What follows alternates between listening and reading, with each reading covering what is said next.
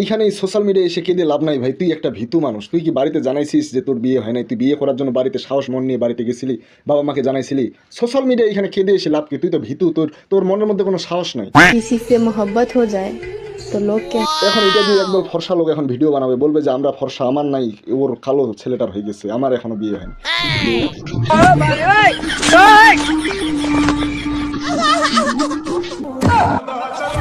তোকে তো সারা জীবন মানুষের ঘর বাড়ি এইভাবে রং করে যাইতে হবে, তোকে দেওয়াল রং করতে হবে।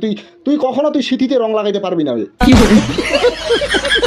শীতকালটা শুরু হতে না হতেই একদল এখন সিঙ্গেল আসে, পোস্ট করা শুরু করবে, স্ট্যাটাস দেওয়া শুরু করবে সোশ্যাল মিডিয়া যে আই এম সিঙ্গেল, বউ ছাড়া এটা আমার এততম মসজিদ, বউ ছাড়া আমার ওইটা অততম মসজিদ। তারা আসে শুধু এইগুলো সোশ্যাল মিডিয়া আসে বলে বেড়াবে মানুষকে। মানে বয়ফ্রেন্ড আর গার্লফ্রেন্ডের বিয়ে করার ইচ্ছাটা অন্য কোনো সিজনগুলোতে, অন্য কোনো ঋতুগুলোতে জাগে না। যখন এই শীতকালটা পরে তখনই তারা শুরু করে তাদের, মানে কি বলবো এটাকে, মানে অভিনয় নাটক শুরু করে দেয় তারা। এই নাটকটা তারা সোশ্যাল মিডিয়া আসে পোস্ট করে, আমাদেরকে দেখায়, আমাদেরকে বিরক্ত করে। এইগুলা দেখতে দেখতে এই শীতকালটা শুরু হয়েছে না হয়তো ইনস্টাগ্রামে ঢুকেন, ফেসবুকে ঢুকেন, খালি রিলসের জায়গায় খালি এদের স্ট্যাটাস।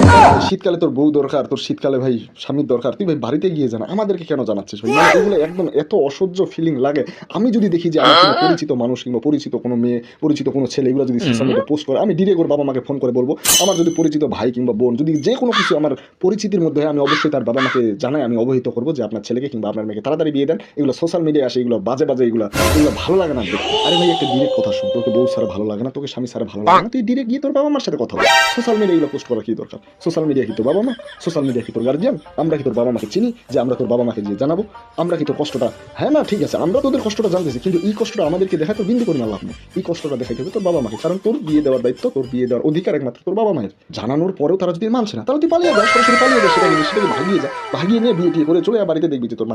তুই কেমনে পারবি? তুই তো ভীতু। তুই আসবি সোশ্যাল মিডিয়া এগুলো স্ট্যাটাস করতে যে বউ ছাড়া আমার 29তম মসজিদ, স্বামী ছাড়া আমার 30তম মসজিদ, গার্লফ্রেন্ড ছাড়া আমার 35তম মসজিদ, বয়ফ্রেন্ড ছাড়া আমার 40তম মসজিদ। এইগুলাই পারবি, কারণ তুই ভীতু কাপুরুষ কা নারী। আর শীতকালটা শুরু হলে এগুলো যারা পোস্ট করে, মানে বুঝি না ভাই, এদের মানে শরম আছে না, লজ্জা আছে, মানে এরা মানে বেহাইয়া, মানে আমার কিছু মনে হয় না, মানে শরম আছে না, লজ্জা লাগে না? ছি।